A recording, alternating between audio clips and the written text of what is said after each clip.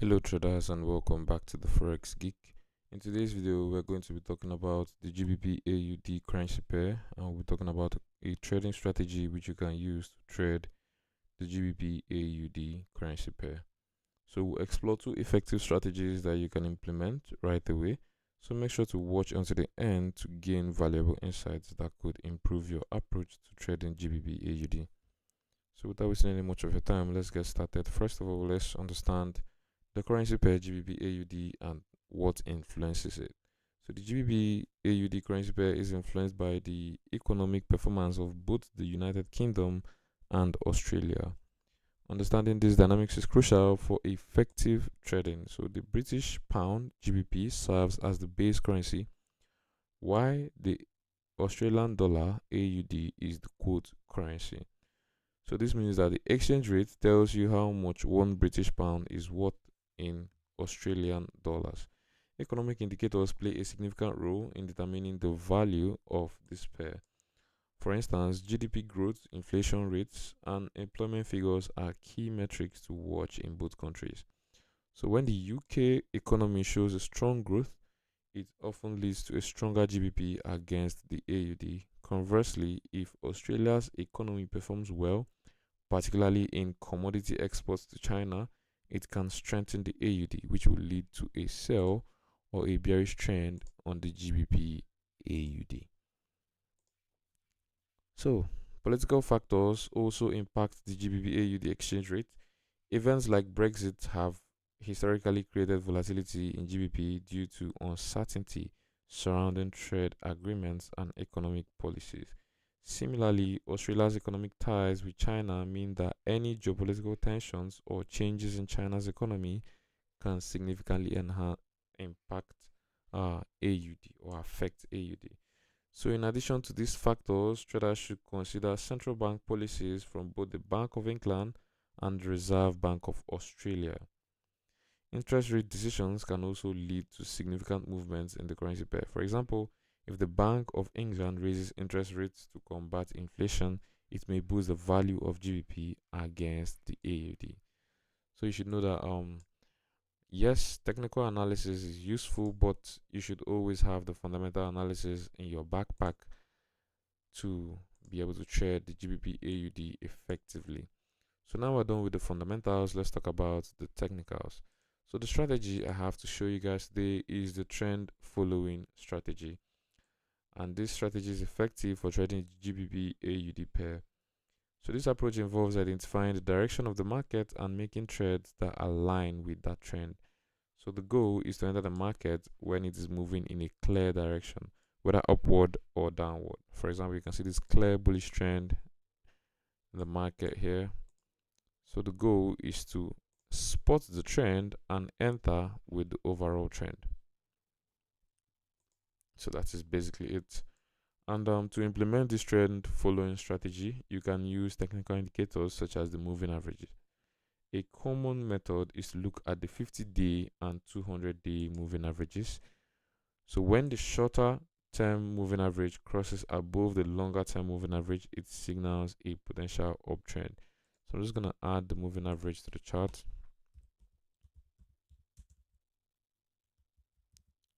Okay, I'm gonna use the simple moving average, and I'm gonna add the longer time moving average and the shorter time moving average. In this case, the shorter term is the 50-day moving average, and the longer term will still be a simple moving average, but will be a 200-day moving average, which is the longer term. And as for the style, I'm gonna change the yellow color to red. Okay, now we are all set, and you can see when the shorter term, like I explained, when the shorter term moving average crosses above the longer term moving average, it signals a potential uptrend, and you can see that happening right here, which thereafter we started having this push to the upside. And conversely, if the shorter term moving average crosses below the longer term, it indicates a potential downward trend. So this strategy is mainly for this trend following strategy using these parameters and indicators with the values I've set is good for swing trading. If you want to be a short-term trader, you can use the moving averages, 20-day as your shorter term moving average, and 50-day as your longer term moving average for short-term trades. But for this is used for swing trading or for position trading. Traders who like to hold trades for months, for weeks, and for days. So once you identify the trend, you can set your entry and exit points accordingly. Let's use this as an example. And for example, if you see an uptrend, you might enter a buy position and set your target based on previous resistance levels. If the trend begins to reverse or show signs of weakness, it's important to exit your position to minimize losses. So as you can see here, we'll be looking for key levels like key zones, key resistance, or support levels. This was a resistance level that turned support, and you can see price rallying around above this area and coming here to consolidate after we had this switch from the shorter term moving average crossing above the longer term moving average. So we have this as a major zone in which we are expecting price to react from, and price is exactly reacting from there. So we can look to enter our buys from this zone. Actually, we can look for additional confirmations like candlestick patterns. You can see this is a bullish engulfing candlestick pattern, and also we have several candlestick patterns. You can see this morning star candlestick pattern here. So there are several indications that indeed we are looking to buy. So I'm just going to place my buy trade here, and stop losses below this support level.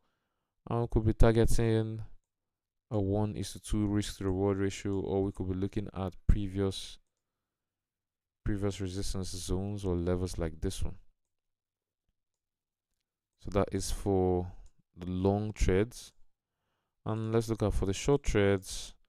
How are we gonna go about that? You can see we had this short trade, this switch here from the longer term moving average going below the shorter term moving average, and we have price reacting off of this major resistance level already earlier on, and we are bearish. In fact, we are bearish, and if you look at, we are expecting price to close below this level to break structure to the downside, and you can see the switch from the shorter term moving average going below the longer term moving average, indicating a bearish trend is about to start. And we have this bearish engulfing candlestick pattern confirming our trade, so we'll just be looking to place our entry at the close of that engulfing pattern, the stop loss level above the high, and we could be targeting this major support level, or you could just go for a fixed risk reward ratio of 1:2 for your trades. So this is just one example. Let me see if I'm going to see one more example. Okay, we have the switch here indicating that a short a bearish trend has started. So looking for key levels which we can trade off of. You can see this is a major supply zone, because this level was previously support and is now resistance, is now a supply zone. So we're looking to short from this area. So the next thing is to look for candlestick patterns to confirm this zone and to confirm if we indeed should be looking for short positions from this area. And you can see we have several reactions from here. We have also this bearish engulfing pattern. So just be looking to place our short trades from this area, and our stop losses are above significant levels like this high here. So we'll place our stop losses above that high, and our take profit could be major support levels, or we could just target fixed risk to reward ratio of 1:2, and that's it. Or we could just target also major support levels like this one. See, that was a major level and it was respected. That's how you can use the moving average to trade. And remember, this is the trend following strategy, and it's very effective but you should always trade from key levels in price. Do not just spot the cross and just place an entry. Ensure that you trade from key support and resistance levels. As you can see, we had the cross here, so this is a major demand zone right there, so we're looking to take buys from it, and you can see price respecting that demand zone several times before we had the final push to the upside, and then we had the pullback tapping into another major demand zone. As you can see, this level has been respected multiple times in the past. We have one here, it's respected here, it was respected here, and now here. Also, it was respected here, here, and here. So it's a major level in the market, and price respected here to give us the continuation, but that continuation was short-lived, and we had this cross from the 50-day crossing below the 200-day moving average, and then we had the push to the downside. That was when this bearish trend started. We are able to enter here. So it's also essential to confirm trends with additional indicators such as the relative strength index, RSI, or the MACD.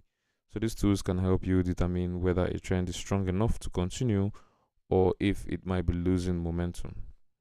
So that is it for the trend following strategy, and with this you can trade the GBP AUD effectively because the GBP AUD shows clear trends. So if you can be able to use this strategy, you will be able to take more professional trades, and it can guarantee you trading success if you trade it effectively. So right traders, you've come to the end of today's video. Engage with us in the comments below. We want to hear about your experiences using this strategy.